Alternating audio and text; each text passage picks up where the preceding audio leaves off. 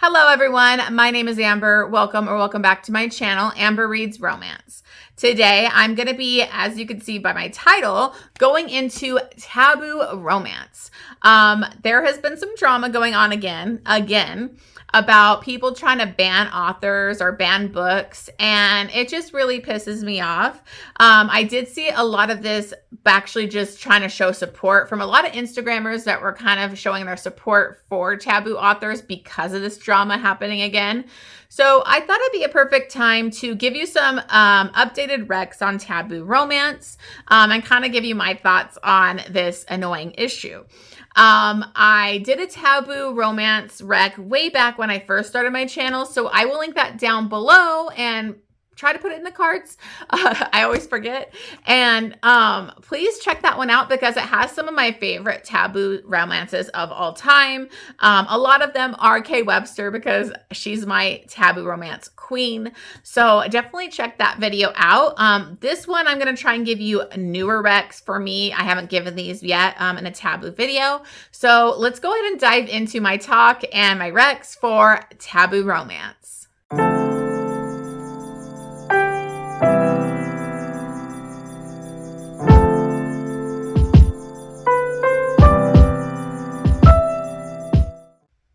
Okay, so let's just talk a little bit about what frustrates me. I am a big fan of taboo romance, and I don't like people telling me what I should read. And that's where this issue is. And Amazon, is if they keep getting a bunch of people reporting a book as, like it's wrong, it's too taboo, it's disgusting, they're going to remove that from Amazon. And it's not fair because Amazon has like such a huge, it's so much easier to buy from Amazon. And they, like a lot of people, if it's not on there, they're not going to get it. And so I was very upset because this happens a lot. I know it just happened recently too. I think Jenica Snow had like, I think like a novella that I was really excited to read. I saw people reading the arc of it. And then within like the first day, it got taken off of Amazon and I was pissed because I really wanted to get that. A lot of us budgetary, we can only get like Kindle Unlimited or, we're not spending a bunch of money on books or ebooks. So it's more difficult for you to be able to pick up these authors now because they're getting banned. I mean, this has happened to Lucia Franco with the Off Balance series where she had to literally go in and like rewrite some of it to the age so it would be legal in the state. It's still a huge age gap. It's still coach, athlete kind of thing. So it's just kind of ridiculous to me that happened. And, that made it harder. It makes it harder for the author to reach the audience that they could reach if it's not on Amazon. And it just pisses me off. I mean, Webster is the biggest one I can think of because with the Wild and Free and the new second generation books, like you can't get those on Amazon. They got banned because yes, it's familial love. It is super taboo, but she makes it clear before you get into the book what you're getting. It's not a shocker. So to me, it's like, don't buy the book. Don't read the book. If it's too taboo, if it's pushing boundaries that you're not comfortable with, DNF it, put it away. But you don't need to attack an author because of what they wrote about. Like I've read stuff that might be too taboo for me, stuff that makes me uncomfortable. I'm not going to report an author for writing that story. You just don't read it. And so it's just very frustrating to me when people attack authors or try to get them banned. And Webster had to like create Eden Books specifically for this so that, and then other authors are able to put their books on that platform. I myself I did the Eden Books first, but then I just decided to buy the books from Webster because she does really amazing things for her fans, little bundles. She signs the books for you. So to me, it was worth it just to actually go to her site. So that's the only thing I can say. If you can't get it, if it's banned, check out the author's site, check out other avenues. But unfortunately, this thing kind of keeps coming around and happening, and it's very frustrating. So I'm here for the taboo romance, and I don't want people to get kink shamed or feel weird because they like that kind of romance. I mean, I love the wild, and it's a father-daughter romance. So, you know, that's as taboo as it gets, and I don't need you or anybody else telling me that I shouldn't be able to read it. That's my choice. Anyways, enough of me ranting. Let's dive into some of my recommendations. So the first one that I want to bring up is, it's taboo. Some of these are like, see, my level of taboo is I read Webster, so I read some seriously taboo stuff. Some of these are not as taboo, so it might be the perfect one for you to dive into. If you haven't really read a taboo romance, this could be a good intro because it's mostly like age gap inappropriate kind of thing. And this is Welcome to the Darkside by Giana Darling. This is book number 2 in the Fallen Men series. And this is between Zeus and Lou, I think. Yeah, it's been a while since I've read this. I'm sorry if my ring light's hitting that. It's really shiny. But this is a huge age gap. It's a 19-year age gap, I believe, 19-20-year age gap. And Lou kind of met Zeus when she was a child. She was actually had cancer as a child too. But what ended up happening was a shootout happened. This is an MC romance. So Zeus is the president of the MC, and a shootout kind of happens and she gets kind of like in the middle of it. So he ends up saving her, like they both kind of get shot. But he helped like block it from her fully getting hit. And so he ends up going to prison, but she like forms an attachment to him and they kind of become pen pals. And so there's nothing weird or sexual weird obviously going on till way later. He gets out of prison and she is now 17 and all grown up, and she's, you know, recovered from her cancer. I believe she is the mayor's daughter. And so she kind of runs into Zeus again and she wants him. She pursues him and he's feeling like very attracted to her, but awkward and horrible about feeling attracted to her. Like he has a daughter the same age as her. So, and then it adds all the added elements of an MC romance in there. So this one I absolutely love. It's a big age gap, kind of forbidden, taboo romance. And I think it's a kind of good intro to get your feet wet if you're not into super taboo like me with Webster stuff. Okay, so the next few I'm just going to bring up quickly. I only have the first 2 with me though, the first 2 books. Now, I enjoyed this series. The first one is not my favorite, but I know a lot of people love it, so I want to bring it up. And that is Priest by Simone. This is obviously a romance with a priest. It's very taboo. It has a lot of spice. You have Father Tyler Bell and then Poppy, and he kind of takes her confession and she's talking about very inappropriate sexual things and he's super attracted to her, and they end up kind of just starting this sexual, you know, relationship. And I mean, the stuff that it's like very taboo with, you know, and especially if maybe you're Catholic and you're uncomfortable with that, that might push your boundaries a little too much. I'm not that religious, so it didn't really bother me. But they do a lot of stuff, you know, in the church and with the church things, and it gets taboo. This is not my favorite. I didn't really love it, but a lot of people give this 5 stars, so I do want to give this as a recommendation. The second book in that is Sinner, and I like this one a lot more than Priest. This is between Sean Bell, so this is his brother, and Zenny, and she's actually, I think, his like best friend's sister, I think. And he's like a playboy, kind of wild guy, you know, just party lifestyle, very rich.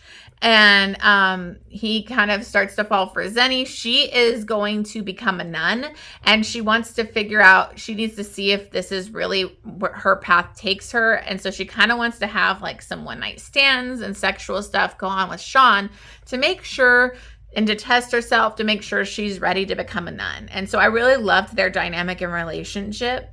So I thought this one was a great one. Then the third one I don't have, and it's my favorite one, and that is Saint.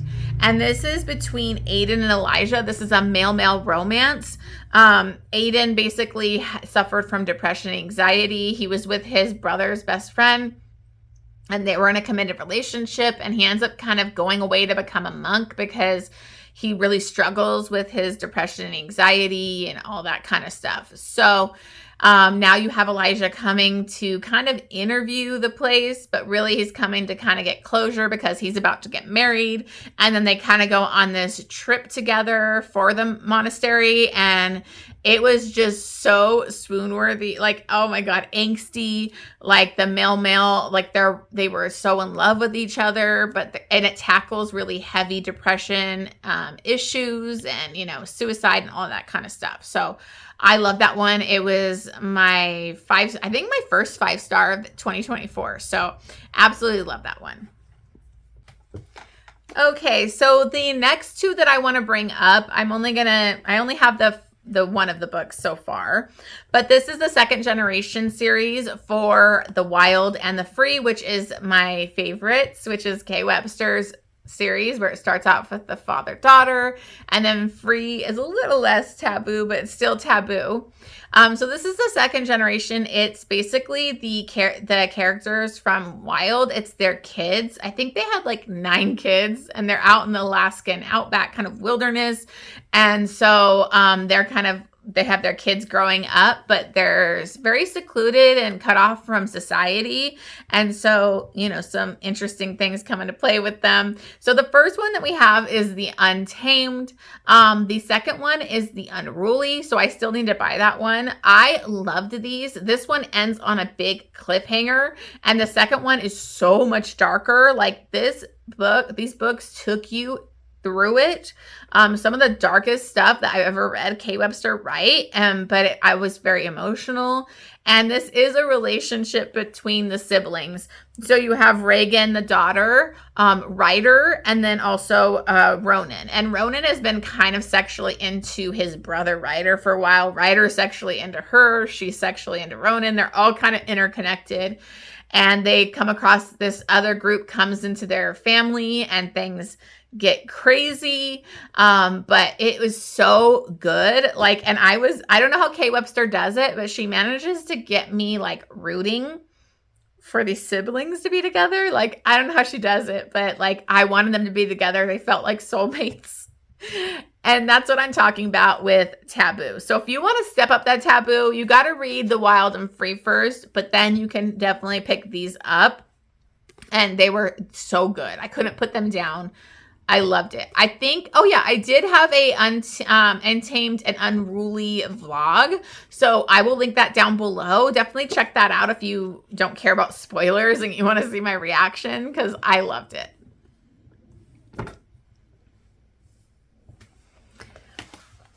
Okay, so another taboo is QB Tyler. She writes a lot of great, easy to read taboo romance. This is one of the first books that I read of hers, and that is Love Unexpected. And this is basically like a stepfather, stepdaughter romance, which I love the step stuff. I just do. And this is between Dominic and Stasia.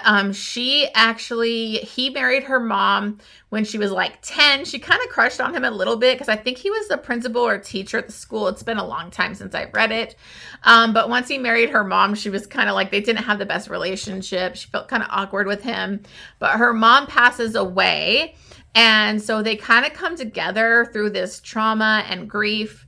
And, you know, they start to have like a physical connection. And when they kiss, it's like kind of crazy. I think they go to like a lake or someplace where they're on their own. And so the romance kind of like starts to happen between them. And it was just so hot and taboo. And I loved it. Okay, another one that I really loved, and this is Lessons in Sin by Pam Godwin. This is obviously a father romance, priest, whatever, and also a student teacher. So this is between Father Magnus and Tinsley. I was going to say her name wrong. Tinsley Constantine. And she is kind of like wild, pushing against her boundaries. She comes from the Constantine family. If you've read like the Kay Webster was part of this series. A bunch of people were in it. I can't remember what it was called though. But it was like the Constantines and like a different family. This is within that. And anyway, so Constantines are like super rich, and her mother is basically like sends her to the schools kind of like a punishment and to get her on track because she doesn't want her having sex and getting around. And she is a virgin, but she's kind of rebelling. And so she ends up going to the school, and Father Magnus kind of has to lay down the law with her. He's super hot. He kind of had his own reasons to become, a priest. And he was a pretty sexual bad boy before, like a rich bad boy. And then he did this to put him on a better path. And so he's kind of trying to lay down the law with Tinsley, and she's pushing and pulling with him. And they just it's such a hot student teacher thing. I loved it. It was super taboo and fun. Okay, a little quick one, and it's taboo, and it's pretty dark, so just be aware. And that is Wrong by Adelaide Forrest. This is a much older man, and it's his best friend. I think they might be work together too. I can't remember, but it's his daughter. So in this, we have Landon and Everly. Everly is 18. I think he's probably in his 40s. And he actually goes to the sex club to do CNC, which is consensual non-consent.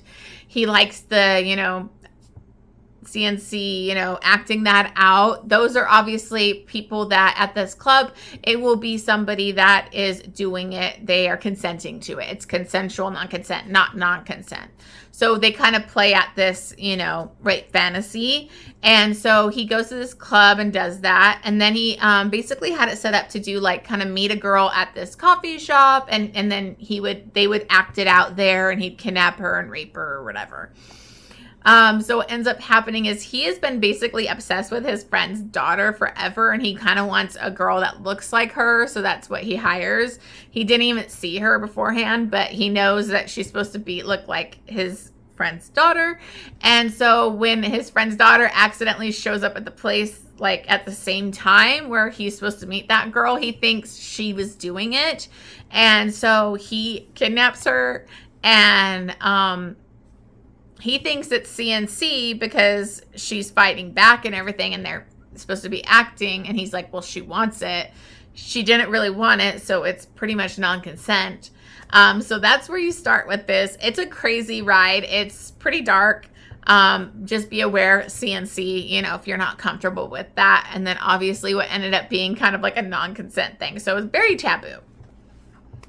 Okay, this one's a little bit easier. It's a pretty emotional read too.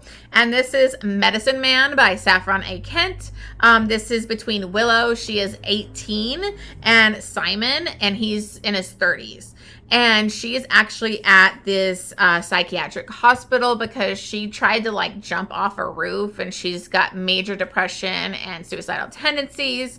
And so she's at this hospital, and then Simon has to come like kind of take over for somebody else. I think he had a heart attack or whatever. And so he's actually her doctor. So this is a doctor patient, therapy, she's mentally unwell. And some people might think that that's way too taboo because, obviously you're not supposed to be with your patient.